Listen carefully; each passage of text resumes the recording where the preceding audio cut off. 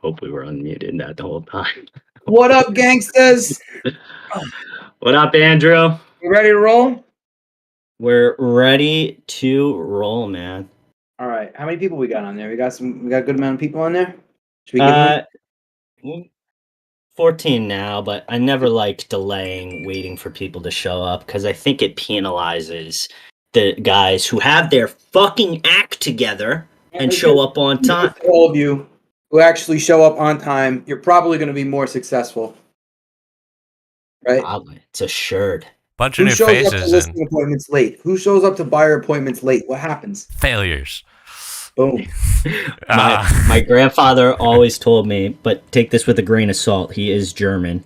He always said 10 minutes early is already late. And that's how he operates his whole life. See a bunch of new faces in here. Excellent. Good afternoon, everyone. Good afternoon. Wait, how do I mute my mic? Okay. Right. Welcome, guys. This is going to be a little bit of a shorter session. I know the last one was a little bit longer, so it's going to be a little shorter. But nevertheless, you'll get great information, stuff that you need to help you be a successful salesperson. Today, we're going to go over handling the unspoken objection. Okay, and I'll get into details of what that means exactly.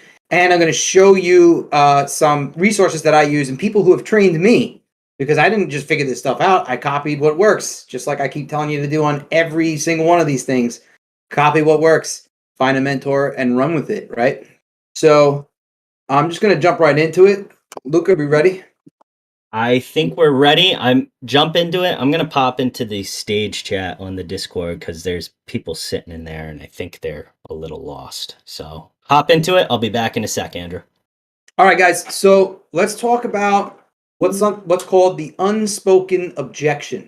All right, and I'll give you a perfect example.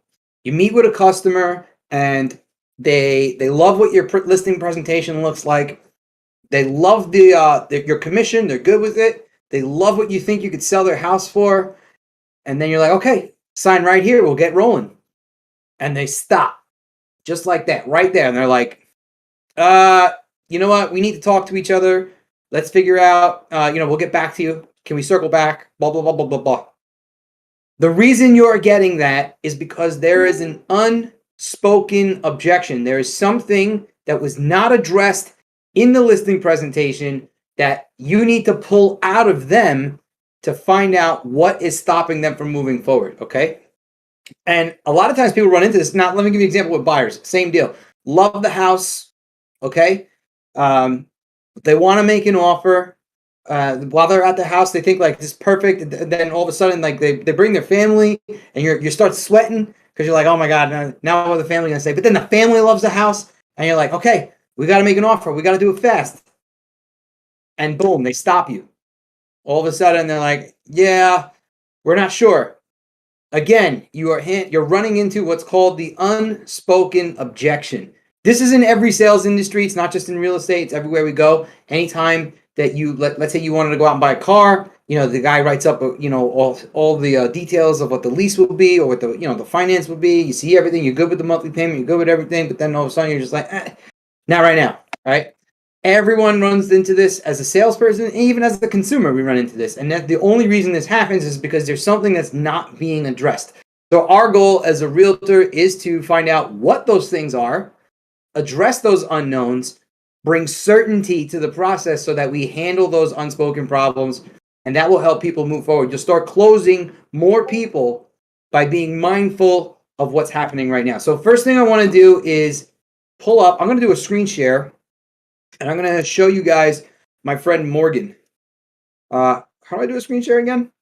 I see it. Wait, yeah, you got it. Got it. Let me know when you are. There we go. We're good. That's my dog. Stream paused. I'm waiting for Chrome to open. It's all good. All right, yeah. We're good. People can see the screen. Says that you have the application minimized, go to there. Oh, better. Go back. Yep. Yeah, we're good. Screen?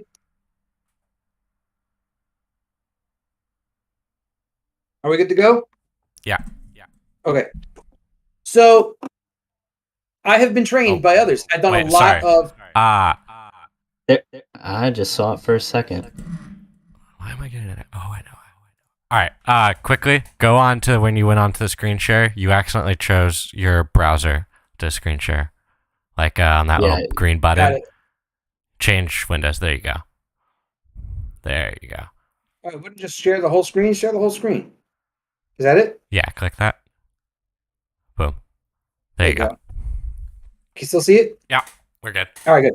So, guys, I've paid a lot of money. I've probably spent over 120 grand, 130 grand over 4 years, constantly training, constantly going to sales boot camp courses, mindset trainings, business development trainings, business mastery training, whatever. Anything. I've done tons of them. Tony Robbins, Grant Cardone, a bunch of them. Grant really helped me learn how to close people. Like Grant was really good for the closing part because that guy can lean in and be aggressive as hell. And you got to learn to do that sometimes, right? So one of my friends here, his name is Morgan, which I'm sure he's going to get a whole bunch of followers from realtors right now, not knowing that I'm talking about him. Morgan here is a sales trainer for Grant Cardone Canada. We met each other. We hung out at 10X GrowthCon, and we actually gone other places. We've seen each other on cruises and stuff like that. We've gone on a bunch of places. And he put up a video that I'm going to play for you guys that was awesome. And I show it to basically all the agents in my brokerage because I want them to learn how to sell like this. I think it was this one. So let me just give you a little pretext. Okay. Morgan is on the phone doing a training for, I think it's a car dealership. And they're going over exactly what I'm talking about. Leaning in, closing, and handling objections. And he's going to bring up the unspoken objection as well. And he's going to talk to you about how your presentation and probing is part of the process. And I'm going to pause things along the way and comment, and I'm going to relate it back to real estate. So just check this out. Objection in a way that doesn't cause your customer to hate your guts and actually is going to help them pay the right money for your vehicles. So that's my intention today. And here's what we're going to do, guys. First thing I want you to do, does everyone have a sheet of paper handy where they can write something down? Notepad on your phone, sheet of paper. Hey, you guys can hear this okay, right? I believe so. All right, good. Yeah. Stone tablet. You could have chalk. Write in paint, crayons, whatever you guys have. Okay, good. So we're going to start. Here's what I want you guys to write down. First thing I want you guys to write down is the number one most important rule of selling. We're going to go right back to Grant's book, Sell or Be Sold. The most important rule, I want you guys to write this down, is always, always, always agree. That is like the single most important rule of sales that is violated more than.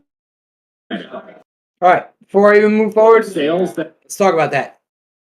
So always, always, always agree. Even when let me explain what he's getting at when he says always agree, even when they're not right. You know what I'm saying? It's just about.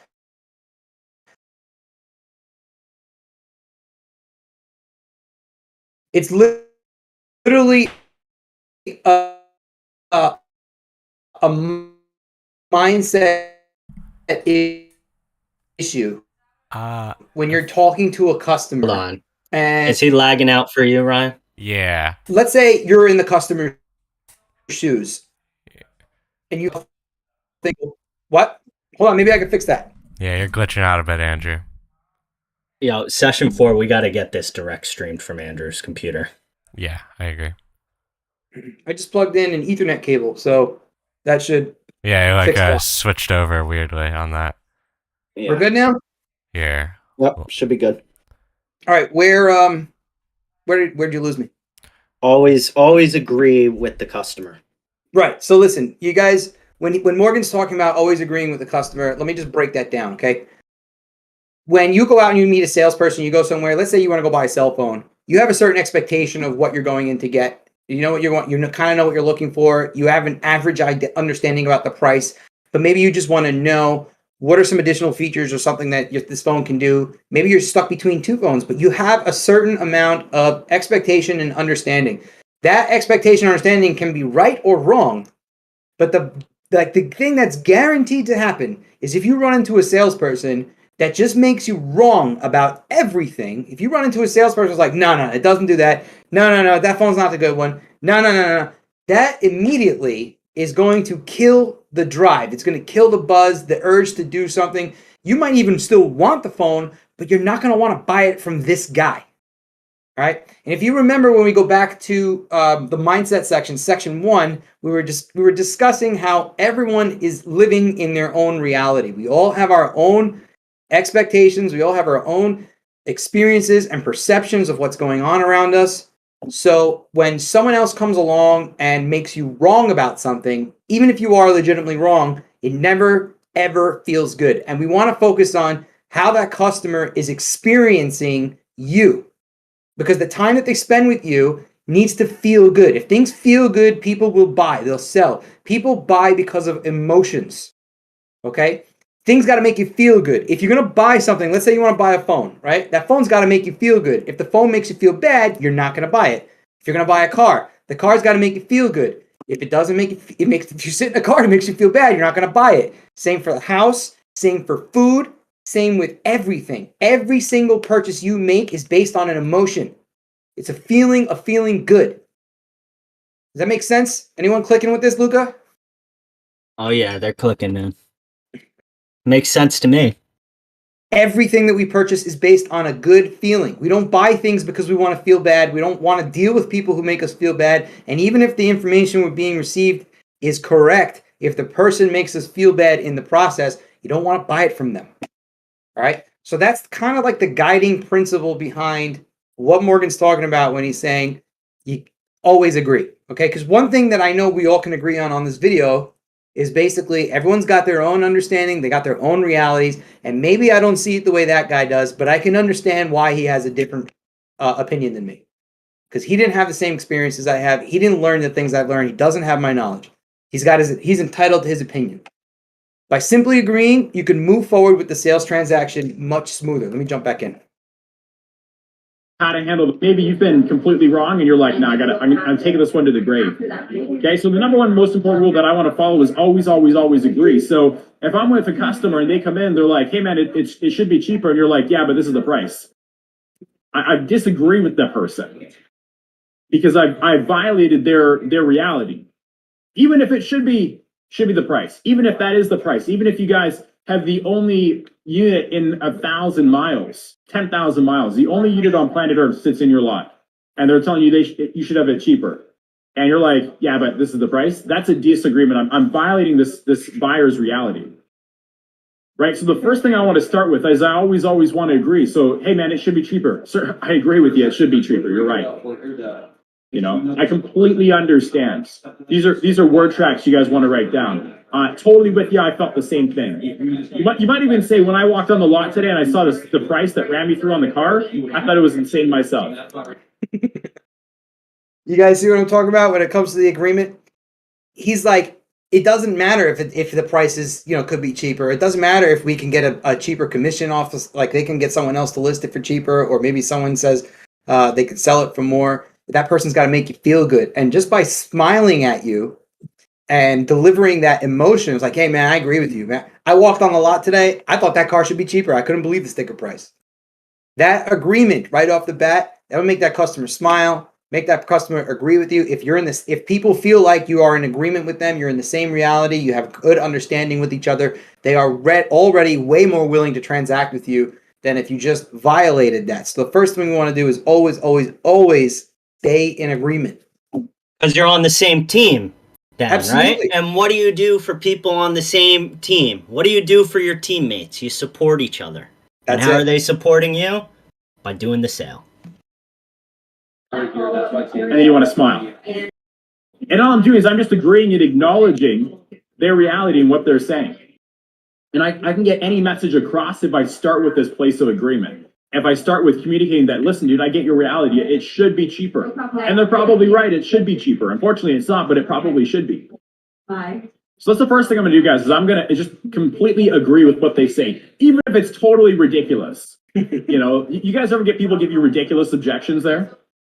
Like just absolutely nonsense? You guys ever get that? Yeah, right. Customer walks in, man, I want it for a 12-month term, $200 a month. And you're like, you can get it $200 a month if you signed up for the next 40 years. They're like, nah, I can get it cheaper down the street. And you know that's impossible. I'm going to agree with them. Hey, sir, I'm with you, and I understand, and I agree. You know that smile Grant has at the end of every single Cardinal University video, the like big ridiculous one? That's the one that I want to use. Okay, I agree it should be cheaper.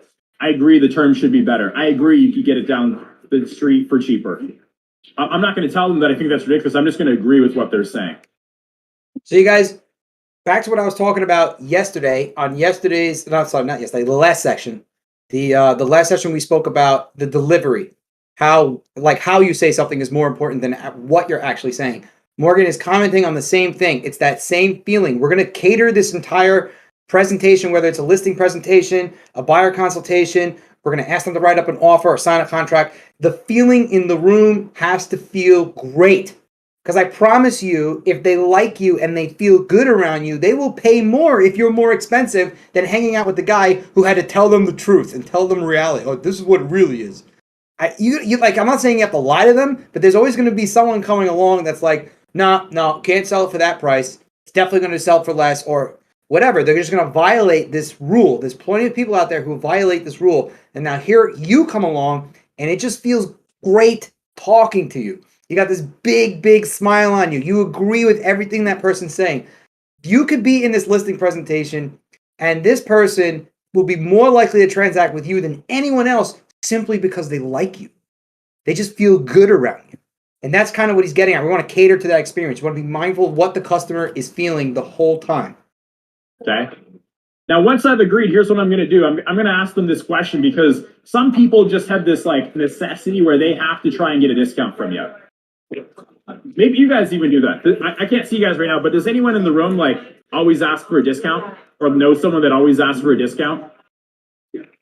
No, it's right. This could be a cultural thing. This could be an upbringing thing. I know companies that literally have a written policy where they have to ask for a discount 3 times before pulling the trigger on anything.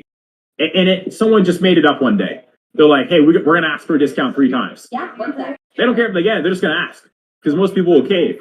So some people, the price is not really the thing. And this is where you guys want to refer to the price myth inside Cardone On Demand, where Grant's talking about the idea that price is a myth. I want you guys to write that down. Price is a myth. Okay? But if I make a big deal of it, the customer is. So what I'm going to do after I say, hey, sir, I agree, I'm with you. It should be cheaper. You should be able to get it at a lower price, at a lower monthly payment, at a lower cost of ownership. We should pay more for your trade. I'm 100% with you. And then here's what I'm going to say.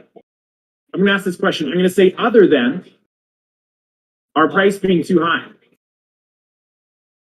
Okay, other than the price, is there any other reason that you guys wouldn't want to do this deal? Or is there any other reason that you wouldn't want to move forward? All right, so now we're moving into the unspoken objection. Okay, now what Morgan's talking about when he's saying, obviously the price is a myth. Let me get into that a little bit too. Price is a myth because it's a made-up number.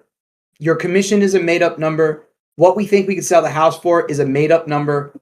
We could change it. We could move it up. We could move it down. There's nothing set in stone, right? So price is always just a thing that you just got to get agreement on them from. And I promise you that if you concentrate on the emotions that the person is feeling, the way the whole presentation feels around you, the mood in the room, everything, if you cater to that, to feeling like a high state of energy, the whole place feels good to just be there and be with you, that customer will probably pay more to have you. You don't have to be the cheapest commission. You could just be the guy that they really like and they really feel like confident. Oh man, this guy I really feel like this is the guy. They'll pay a little more for that. It doesn't have to be cheap. All right? That's what it means when price is a myth. It's made up. So you got to just find out what kind of, are you giving them the right emotion to exchange the monetary value, right? Because look, obviously if you went there and you say, hey, look, I'm charging 10% commission and I'm not going to do any marketing. I'll just post it on the MLS and you'll never see me again. And you say all that and you make them feel good. They're probably not going to feel good because it sounds like a bad deal, right? So there are extremes here. I'm not saying these are definites. Like if you come up with really shitty terms that no one wants to sign for, then obviously no one's going to take that deal. But if you're mindful that you are within a reasonable range, you're going to provide good service, and that person just loves being with you, you're going to kill it, all right? But now Morgan's moving into the unspoken objection. And that sentence that he just broke down told them to write it down, is the magic sentence to start digging and probing and finding out what's really stopping these people from moving forward, right? So other than my commission, is there anything else preventing you from moving forward? Or is there anything else preventing you from doing this deal? You wouldn't believe the number of people whose heart starts racing when it comes time to ask that question. Can anyone, Luke, can you relate to what I'm saying? All the time, dude. When I was a new agent, all the time. It was like a dance around anything having to do to directly ask them about price. Right. Especially when it comes to commissions, right? But simply asking, other than blank, like whatever the objection is, take the objection. Let's say, like, okay, the objection is not about price. Say the objection is, I got to talk to my wife. Well, first of all, your wife should have been there, should have been doing a presentation in front of both decision makers, right? Or I got to talk to my husband. Both decision makers should have been there, right? That's the first thing. But the fact that they got to go talk to someone and that person's not there, then you're going to say, okay, other than talking to your wife, other than talking to your husband, is there anything else preventing you from doing this deal? And you wait, and you smile, and you see what they have to say. Most of the times, they'll give you either another objection or the truth, and you can tell which one is which simply by seeing, will they move forward, or they make a decision, or are they back to uncertainty? If they're still sitting in uncertainty, chances are it's not the real thing. You want to ask again. Okay.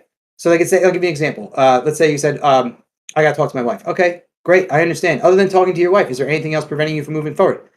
No, I just got to see what she says, man. Just want to make sure she's okay. And okay. Yeah, I totally understand. How long have you guys been married? Luke, you want to pretend? Role play with me. Role play with you? All right. Yeah. Should I be the client? Yeah. All right. All right, Luca, other than asking your wife, is there anything else preventing you from signing up right now? Well, I'd really have to check with my wife on that. Yeah, I totally understand. We don't want to do anything to upset her, right? Oh, no, not at all. How long have you guys been married? 15 years. 15 years. Wow, that's a long time. Yeah. Yeah, and I never forget it. So let me ask you a serious question. You guys have been married 15 years. Who knows her better than you? I would say I know her pretty well. Yeah, what do you think she would say if she heard everything we were just talking about? I would say she would be interested. Right. And would she probably say something like, go with your gut, tell you what to think? Or she would say something like, I trust you. What do you think of it? I think she would. We trust each other. Right. So at that point, I would literally take the pen and just slide in a sign right here, sir. Nice. I love it. It's simple questioning, but sometimes we're required to just ask the uncomfortable questions like, why? Why? I think, Andrew, too, it's important to note that a lot of those times, while yes, you do need all decision makers, everybody who's on the tax record signing the listing agreement, but in any type of sales, people use I need to check with someone else, whether it's the wife, the boss, the marketing director, whatever. They use that as a stand-in because they want to avoid direct confrontation. It's true. Right? They're using it as an excuse for themselves. So another great one that you can ask is, well, if you go talk to your wife and she says no, what then? Right? And you're further, drawing out from those people what their real objections are. Because they're really just using their wife or their husband as a stand-in for themselves. Yeah, totally. One of the things I would actually say is if we ended up in this situation again where they're like, the husband's not there or the wife's not there, she said, okay, maybe I got to go ask my husband. All right, great. I totally understand. Your husband knew I was coming over today, right? You obviously told him that we were going to do this, right? Yeah, of course. Like, they're just going to invite a stranger into the house without telling, right? So, all right, great. So, your husband's sitting down. And what do you think he would say about everything we discussed? You think he would like everything we talked about? Now, if she liked everything we talked about, she's feeling good, her energy's great, and who knows her husband better than her? Right? Who knows their wife better than him? Or the other way around, right? Or whatever combination of people you want to make. You get what I'm saying? Like, these are your partners. This is their decision maker, someone that you're making a decision with, that you spend the most amount of time with, that you've been with the longest probably in your life. Who knows them better than you? Right? The fact that is that if you came to that house sat down for a listing appointment and whatever, that one decision maker is not there, I guarantee you the other decision maker knows that you had an appointment with them. What was she going to do? Like, keep it a secret? I'm going to put the house on market and not say anything? Not only had an appointment, they had a whole ass discussion. Yeah. Inviting a realtor over to potentially put their house on market is not a light decision. No one puts their house on market for fun. No one actually just like says, hey, we'll just feel it out, see what we get. It's a pain in the ass. You got strangers walking through your house. You got to, keep the place clean. It's actually huge. Really it's big huge. Of privacy. And if they didn't consult their significant other or the other decision maker, there's trouble in the water, and there might be a divorce coming in the future. So stay following up. Keep following up, because that still might happen. That still might be a sale. Yeah. But I think everyone's. Is there any comments or questions popping up in either of these chats that we could address? Because I just kind of want to nail this home. I'm looking. Remember, we have a 1 or 2 minute delay on the stream. So guys, if you have any questions, pop them here into the YouTube video or in the event chat on the Discord. Yeah. So that'll probably get us a couple. All right, if you start seeing some, stop me. But yeah. I want to don't worry. So the question that we're going to be asking these people is, other than blank, is there anything else preventing you from signing right now, doing this deal, moving forward, getting on market, making this happen, right? And we're always going to be focused on how we make that person feel. How does it feel to talk to me? Are you excited to see me? Are you excited to sit down on these Zoom calls with me? Are you excited to learn something, right? That feeling that I'm creating for everyone else over there is what I'm focused on. I'm focused on how you guys feel when you sit on these Zoom calls. We need to be focused on how our customer feels when they sit down with us, meet with us in person, and they get excited to potentially make all this money that we're talking about making for them. All right, so let's move forward with more on this unspoken objection. Question for you, Andrew. Yeah. What do you do when you do get them to sign, but it needs both people's signatures, and then there's some contention after the fact? Well, look, first of all, both decision makers should always be present, right? You want to avoid that problem. But, if I was in your shoes and that happened, in New York, it's a little different because one person can sign the listing agreement. It doesn't mean they have to accept the offer. So, if it doesn't move forward, it's not like they're forced to sell their house. But one person can sign the listing agreement. They ultimately both have to sign a sales contract. So I don't know, depending on what your state is, maybe in your state, both people have to sign a listing agreement, and you got to do your best to make sure both decision makers are present. If you find out that one signed, the other doesn't want to, I would maybe try to sit down with the other person who doesn't want to and address the concerns. But, and do the same thing that we're doing to this first person. It's literally, other than blah, blah, blah, blah, is there anything else preventing you from moving forward? Put them through the same listing presentation. Talk about all the same issues. Handle all objections that come up and keep probing until you find out why. And find out what's the last thing preventing them. But you might also find out that they don't want to move. Or maybe they're having a fight. Like, there might be something a little bit outside of your control. So feel it out, but I would go down with a good fight, right? Yep, 100%. Edgar VJ asks, can this also apply as a buyer's agent? I would say certainly. Do we want to frame this situation in terms of a buyer's agent? Absolutely. So you're a buyer's agent. They found the house they love. They want to make an offer on it. Okay, great. Ready to make an offer? No, I'm not sure. All right. Other than being unsure, what's preventing you from moving forward? What's preventing you from making an offer? Other than having a little uncertainty, what can I clear up for you? It's basically asking the same question, right? Yeah. I find that when it comes with buyers make better decisions and they're way more confident in what they're doing when you put them through a buyer's consultation, which I believe is one of our classes, right, Luca? I think did you just put up the schedule? I think so. Guys, for anyone listening, when you get back into the Discord, all these sessions for February are loaded in. So awesome. Just RSVP for them. Next weeks we have how to bring customers into consultations. There you go. I find that buyers are way more certain. They act way more. Way more intelligent with their offers. They're always in line with what the market's doing, and they will. They'll make decisions faster when you bring them in for these specific consultations, which I'm going to teach you guys how to do next week. Which But I love, by the way, Andrew. what?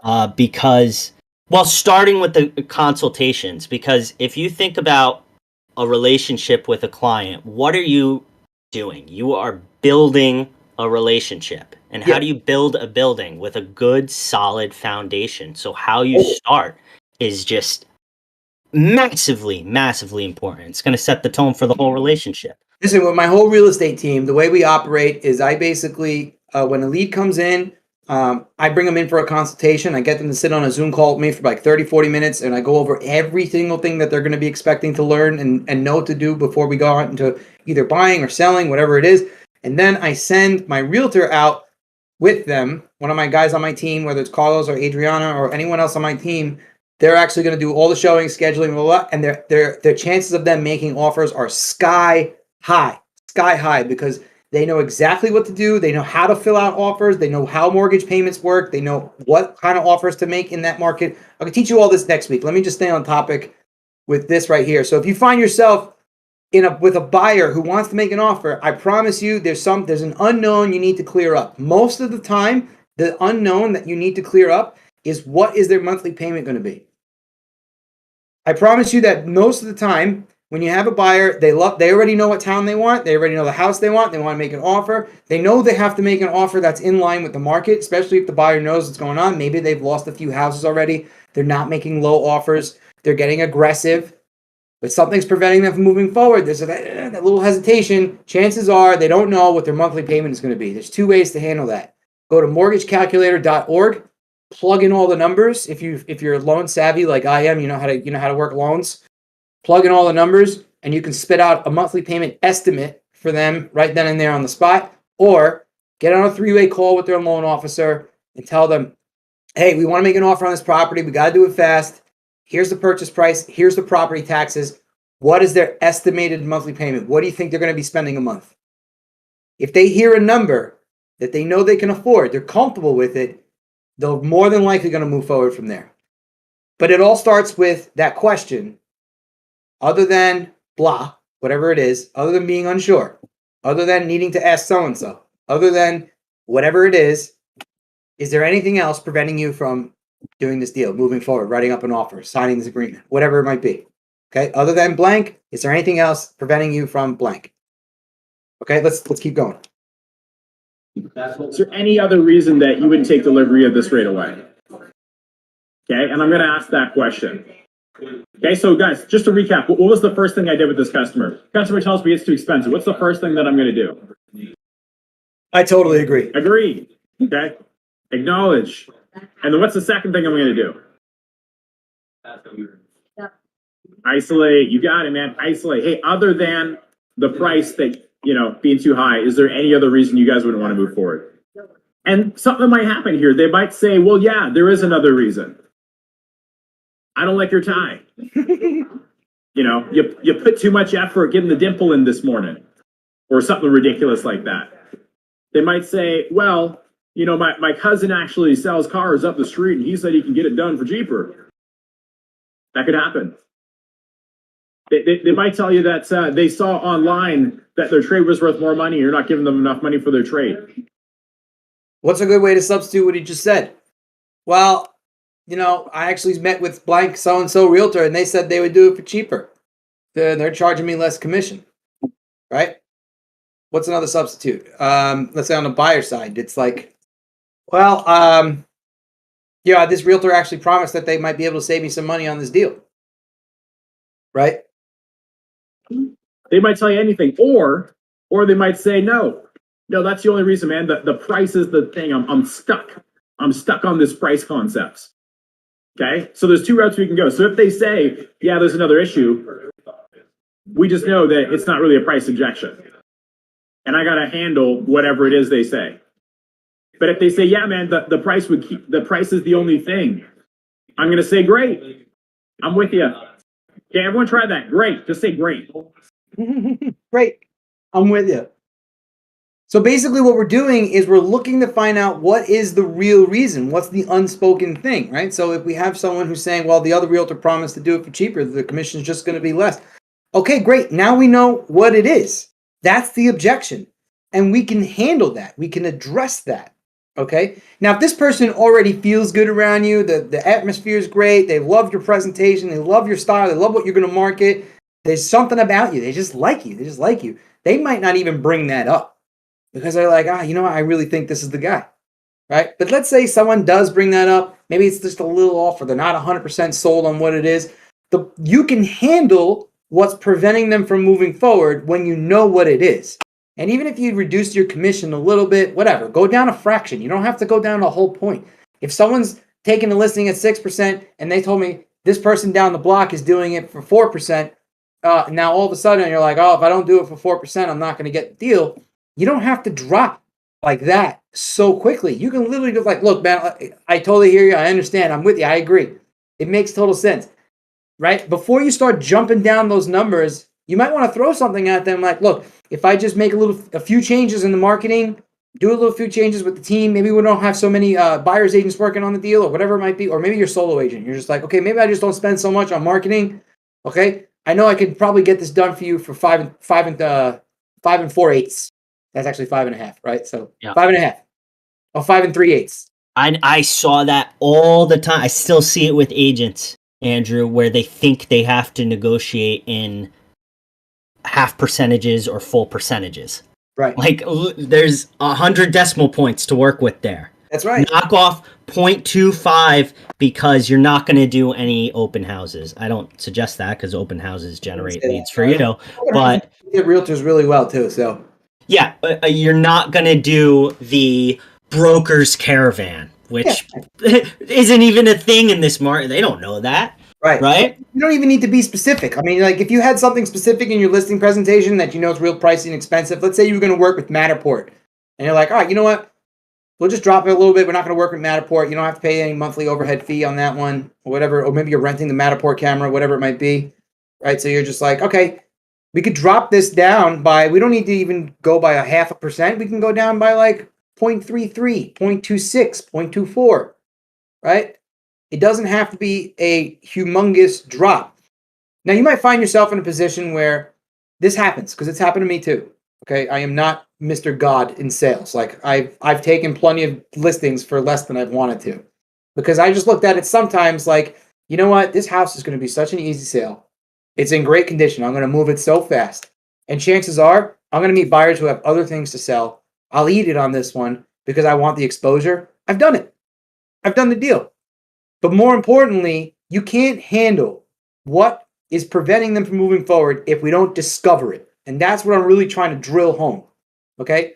However you want to address the pricing of your commission or whatever, it's up to you. You want to drop it, you want to don't drop it. Drop by fractions, don't drop by whole numbers. But more importantly, if you know what's bothering them, we can get done. Same thing on the buyer side. If buyers are looking at it and they're like, most of the time with the buyer, I promise you it's always usually the same issue. They don't know if they can afford what they're offering. A lot of times, let's say they're buying a house that's $550,000. Okay, so I got $550,000. Now, in their head, they're thinking, oh my God, I'm spending $500,000. I've never had this money before. I don't even have this money now. But they're not. They're not spending that. Let's bring them down to reality and talk to them about what they're really doing. What are you really doing in this transaction? We're going to put a down payment. Okay, so we said we're putting down 10%, 20%. So we'll put down our down payment, and that's money invested. That's money going in the property as equity. And then we're going to make a promise to pay a certain amount of money every month for the next 30 years. And if we want to get out of that promise, we can sell the house and we'll probably make money in the end. Okay? Because that's what the buyer's really doing. In their head, they're thinking like, oh my God, I've never spent this amount of money in my floor. I don't even know if I can afford this. And you got to wake them up. This is not what's happening. Unless they're buying with cash. If they're buying with cash, then yes, they're actually spending that money, but it's still money invested. And if they have $500,000 in cash, they're probably not freaking out. All right? Because that's that type. It's usually the mortgage type that's worried about what am I committing to? Because they're thinking about interest and money over time. Okay? So it's about bringing that certainty to the table. If we stay in present time with these customers are going to get emotional. They're going to be all over the place, unsure because they're spending money or they're making commitments that they don't know they can afford, or whatever. Am I going to lose money when I sell because I have to pay so much in commission, which we all know is a big no, because we could definitely pay for ourselves at this point with the market behaving the way the market's behaving. Houses are going so high over their value that you're basically listing it for free, right? I've been explaining that to a lot of sellers lately. So with all this being said, our job is to remain that smiling, happy, good feeling, emotional source that agrees with them and brings them certainty, brings them reality. And we got to learn to dig and probe and take that little probe and just go in there. What are we really looking for? Right? What's bothering you, my guy? Right? That's what we're doing here. Does that make sense? Any questions about what I'm talking about? Yeah, Kyle wants to know, whatever their objection is. So, for example, I need to ask my wife, and they are insistent upon that happening, right? You can't get them to sign there. What steps would you take to keep that momentum going and moving forward, hopefully towards a listing or a sale? All right. If I'm going to stay aggressive, Kyle, essentially I would probably do something like, I totally understand. It makes perfect sense to me. You don't want to make a decision without your wife. I get it. Okay. Here, I got a great idea. Why don't I come back while your wife and you are here together? This way I can answer all of her questions, because she's going to have questions that she's going to think of that you didn't think of yet. And then you get another shot. 100%. Guys, and just again, if you have any questions, pop them into the YouTube chat, because I think we're coming towards the end of this, Andrew, and I want to make sure we get through as many of those. Morgan's video, because it's so good. So good. Yeah. At one point, Morgan's going to throw something at them. He's going to hit them with a heavy dose of truth, just like this. It's just going to be like, boom. And I can't wait for you guys to hear it. Let me just play it for you. If you have questions, stop me. Great. Okay. Objections where I'm pulling this information from. But he's like, you got to be Spock right here. You guys know Spock from Star Trek? Alien dude, pointy ears. He's like stone cold killer. Okay. So I got to be Spock right here. Say, hey, sir, why is that? When you say that, keep you from moving forward. What exactly do you mean? I'm the Jackie Chan. It's unbelievable. And I do it anyways. Okay. So I'm going to say, hey, the fact that we're too expensive wouldn't keep you from doing this, though, would it? And I'm going to get that like big, ridiculous smile. I can't even help but laugh when he does it. Did you guys catch that? Hey, before you even do the price drop, right? Is the fact that we're the most expensive wouldn't prevent you from doing this, would it? Right? That big smile on his face. A lot of times, let me comment on what he's talking about, okay? A lot of times customers throw out a complaint about something, but they'll do it anyway. A complaint is not always an objection. And one of the tools that we use to figure out, is this person just complaining or are they objecting? Because an objection is as a place where they're willing to stop, right? An objection is like, if we're moving down the path, an objection will stop. A complaint, they'll keep moving forward if we just keep asking, if we just keep doing, right? So what Morgan's getting at on there, which I should have addressed this before, but what he's getting at is like, let's say we find someone that's like, well, the other realtor down the street is willing to do it for a little higher. I totally understand. That makes sense. Hey, other than my commission, is there anything else preventing you from moving forward? No, it's just the commission, man. I just think it's a little high. Yeah, I agree with you. It is a little high, but that wouldn't stop you now, would it? And then you wait. And there's quiet. And a big smile on your face. And I promise you, it works.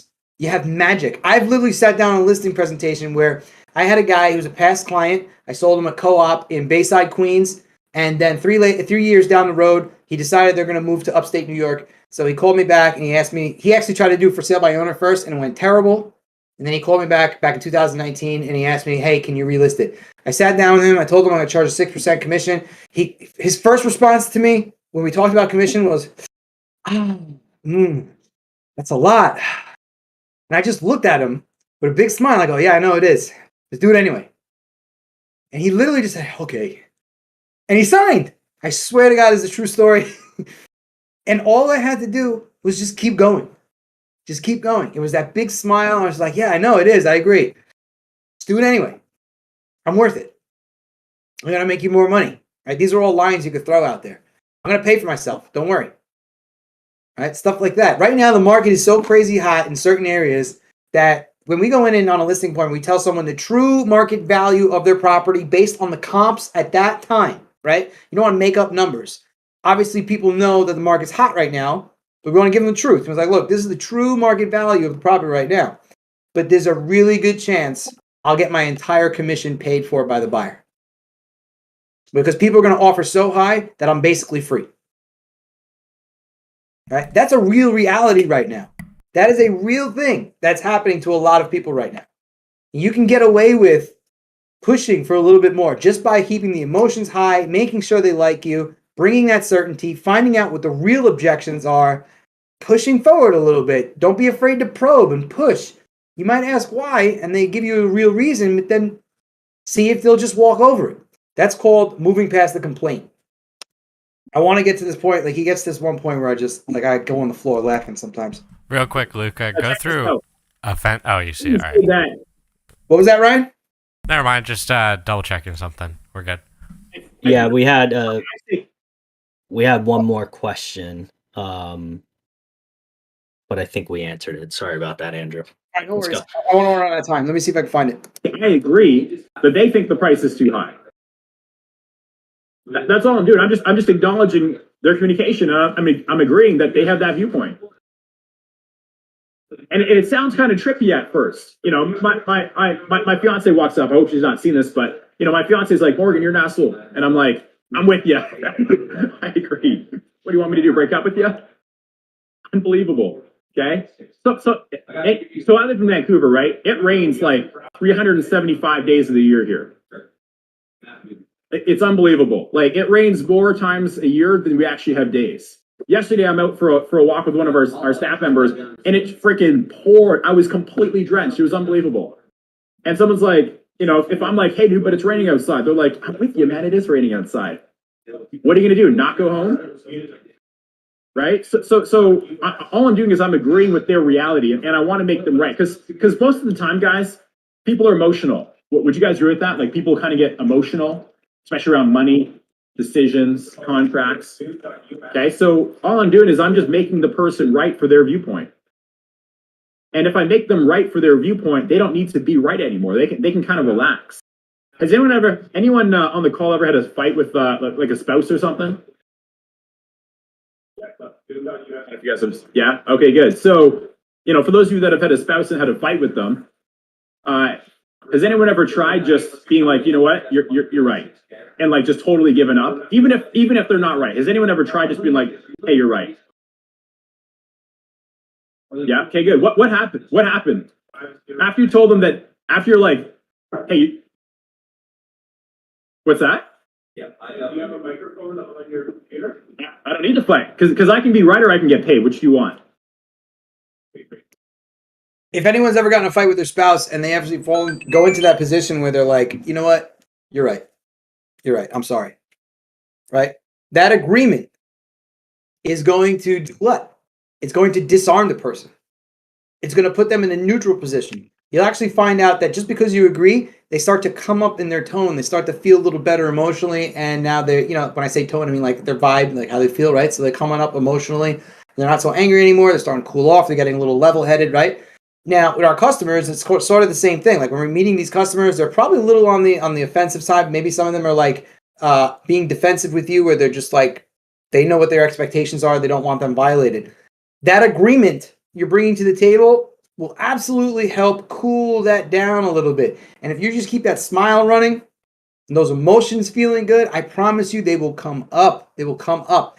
There is actually a phenomena that occurs where a salesperson starts up here with their vibe. They're feeling really good. They're high. They're energetic. And they meet a customer who's over here. Now, the salesperson is trying to bring this customer up to make them feel better, right? The customer is usually starting off a little agitated. Maybe they're on defense. They're like, you know what? This guy's not letting me sign today. He's not going to force me to sign nothing today, right? But as the salesperson, what ends up happening typically, which shouldn't happen, right? But salesperson, sometimes in the energy they expend trying to bring the customer up, they themselves start to drop down. And then you guys average out somewhere around the middle where the customer's like feeling better, but you're not feeling so confident that this is going to work out, right? So the goal for us as salespersons is we want to stay up here and just keep staying. No matter what this person says, keep bringing them up, keep smiling, keep making them feel good. You bring them up to your level that you walked in, your enthusiasm. I promise you the chances of having them transact with you is going to be 10 times higher than it ever would be if you dropped your tone, right? You need to stay up high. You need to stay feeling good. Make that person feel certain, comfortable, and great around you, right? Oh, Andrew, with the energy levels, man. I cannot be the only one who has like a highlight reel playing through their mind of every listing appointment they've been on where that exact same thing happened, and it's like hitting a wall and you lose momentum. Yeah. Right? And you just got to maintain it. Man. That's it. You stay up, you keep your vibes up, keep your emotions up, you will keep lifting them. Eventually they'll come up. It might take a little bit of time, but you just stay in agreement, always stay in agreement and stay high energy and feeling good. They will join you, I promise you. And then you be that person that they feel so good around that they'll pay a little bit more. They'll pay a little bit more just to have you, right? It's a real thing. Price in the myth. That's right. How about this? When was the last time you invested 55 grand on anything? Yeah, I thought you were going to say goodbye. Because of.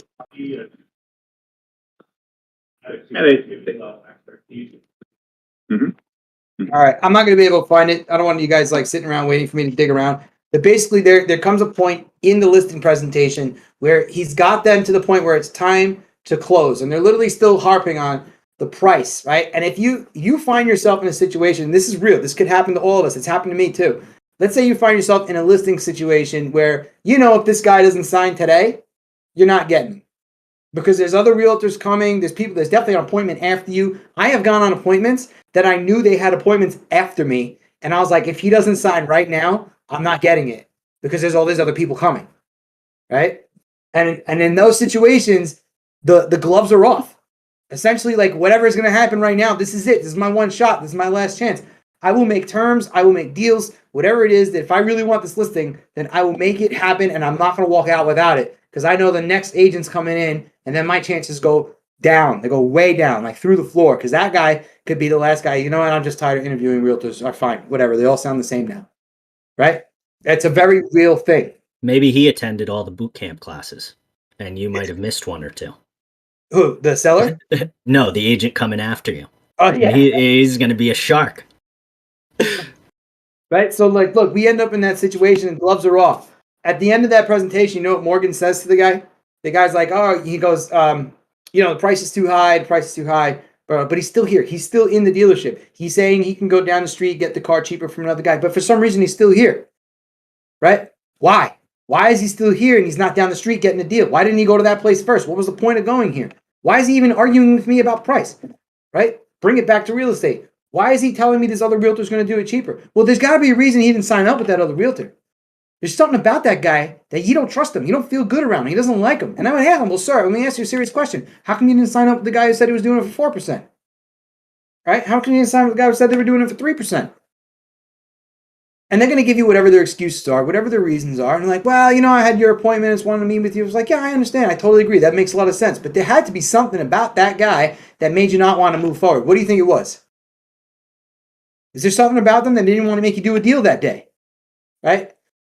Start probing. Start asking why. What's going on? Why aren't you doing it? The reality is that they would have taken the deal if it was a good deal. It clearly was not a good deal. Or that person didn't address any of the unspoken objections, right? Could have been a good deal, but that guy didn't know how to probe and ask and find out what's really going on in his head.